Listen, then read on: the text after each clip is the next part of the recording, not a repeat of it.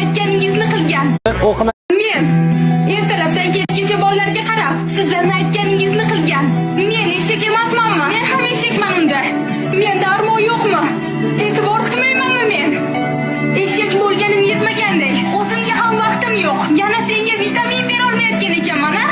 Ko'rinishim yoqmaydi, figuram yoqmaydi, ustimdan ovqat sasiydi.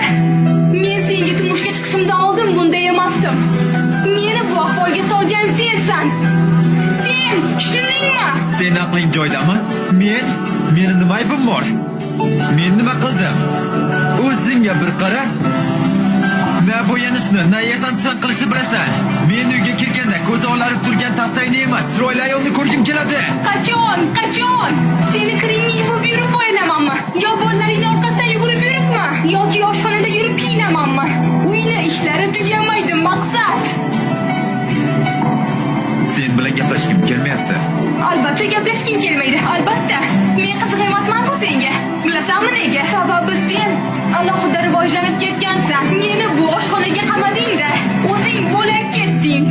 Men bu yerda bolalarni tug'arkanman, katta qilarkanman, boqarkanman, uyda o'tirarkanman. Sen bo'lsang yurasan, kimni ko'rsang quchoqlashib. Ularga uylanayotganingizda ularga va'dalar berasizlar. Keyin ayol kishi homilador bo'lib qiynalib yuradi. Keyin farzand ko'rib bolaga qaraydi, yediradi, ichiradi, kasal bo'lsa g'amxo'rlik qiladi. Buning uchun sog'lig'ini, yoshligini sarflaydi.